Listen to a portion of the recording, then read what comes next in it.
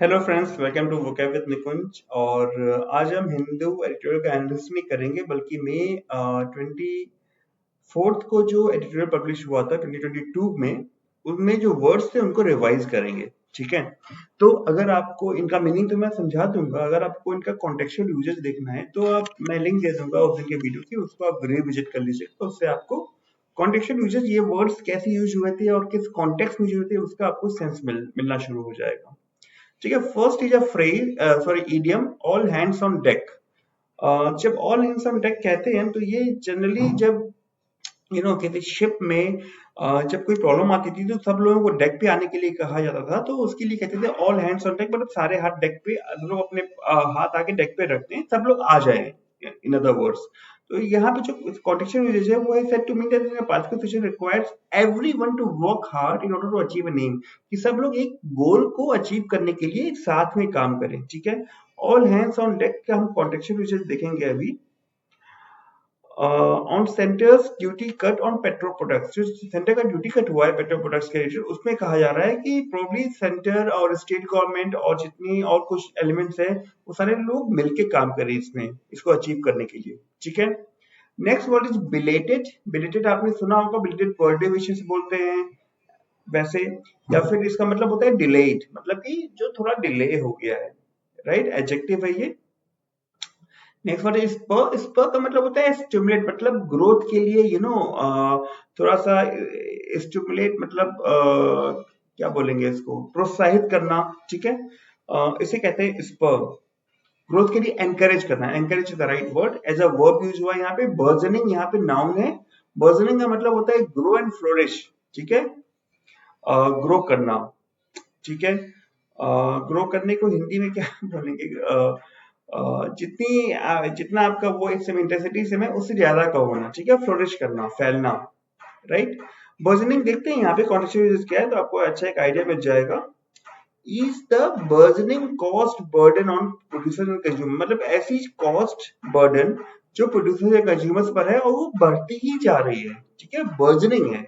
Right, तो यहाँ पे बर्जनिंग कैसे यूज हुआ है, यहाँ पे एज एन एडजेक्टिव यूज हुआ है। ठीक है, कैसी कॉस्ट, बर्जनिंग कॉस्ट।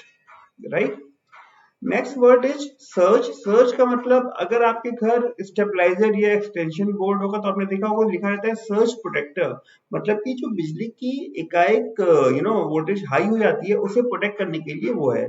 तो कुछ भी चीज एकाएक हाई होगी उसे कहेंगे सर्ज, अ सडन और abrupt strong increase. Right, next is an economic term, एक कंज्यूमर प्राइस इंडेक्स। ये क्या होता है, जो जनरल लेवल होता है रिटेल प्राइसेस का। ठीक है, कुछ गुड्स और सर्विसेज का, उसका उसमें जो चेंजेस होते हैं टाइम, कुछ टाइम में, मतलब जैसे फरवरी में ये था लेवल, मार्च में ये लेवल हुआ, तो जो चेंज हुआ उसे हम, उसे जो इंडेक्स नापता है उसे कंज्यूमर प्राइस इंडेक्स कहते हैं। समझ में आ गया।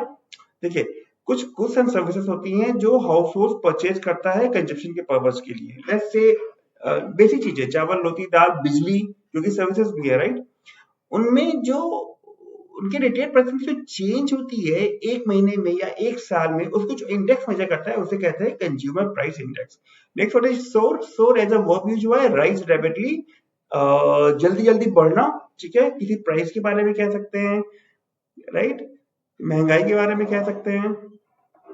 Next one is flag. Flag यहाँ पे का मतलब यहाँ पे झंडा नहीं है, फ्लैग एज अ नाउन, यहाँ पे एज अ वर्ब है कि किसी, लेट्स से अकाउंटिंग का कोई काम चल रहा है और किसी ने कुछ देखा कि कुछ ये वो नहीं है, क्या बोलते हैं उसको, प्रॉपर नहीं है, इम्प्रॉपर है, तो उसने वहां पे एक छोटा सा रेड कलर का वो लगा दिया, उसे कहेंगे फ्लैग करना, कि किसी का अटेंशन ड्रॉ करने के लिए। राइट, कि कुछ भी अनइवेंचुअलिटी है उसके लिए, उसको हाईलाइट करने के लिए।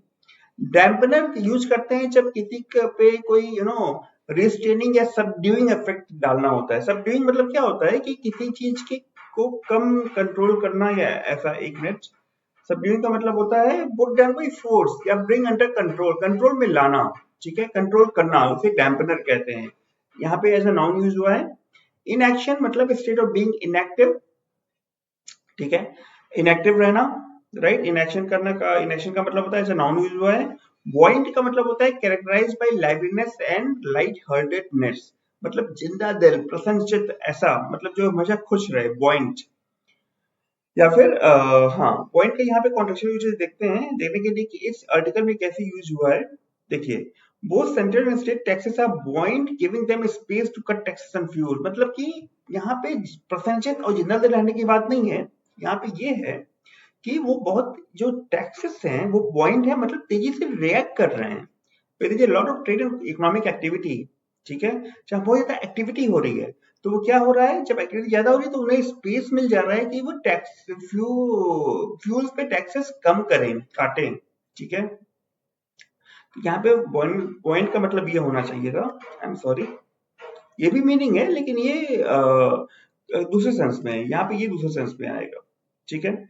इमेनेट मतलब कि ओरिजिन जहां से हो, राइट, कहीं से कोई टैक्स अगर निकल के आ रहा है तो कहां से निकल रहा है, किस मिनिस्ट्री से निकल रहा है, ऐसा कह सकते हैं, ठीक है। इमेनेट ओनस का मतलब होता है रिस्पॉन्सिबिलिटी, राइट। इमेनेट वर्ब है, ओनस नाउन है, सिंक वर्ब है to become lower in level, नीचे हो जाना, ठीक है। पेयर का मतलब, इसको PAIR से कंफ्यूज मत करिएगा। पेयर का मतलब होता है डिक्रीज ग्रेजुअली। सिंक और पेयर यहाँ पे सिनोनिम्स ही हैं कहेंगे, क्योंकि दोनों का मतलब हो रहा है, एक का मतलब हो रहा है लेवल में लोअर होना, एक का मतलब हो रहा है कम होना, ठीक है। दोनों का मतलब मोर और लेस सेम है।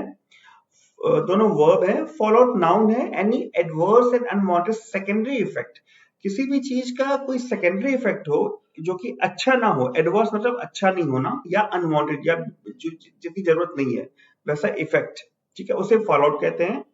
Volatile liable to lead to sudden change, मतलब कि कोई भी चीज में कभी भी कुछ भी बदल सकता है, अप्रत्याशित हिंदी में, राइट। अंडरगर्ड का मतलब होता है लेंड सपोर्ट, टू सपोर्ट देना, ठीक है। यू नाउन है यहाँ पे, एस्पेक्ट।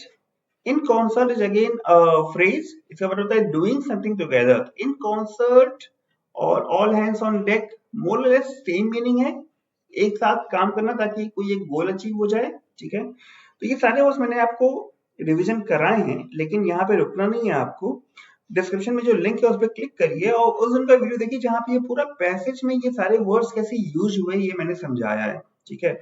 इससे आपका जो रिवीजन बहुत अच्छी तरह से हो जाएगा, कॉन्टेक्चुअल यूजेस भी समझ में आएगा और चीज भी याद रहेंगी, ठीक है।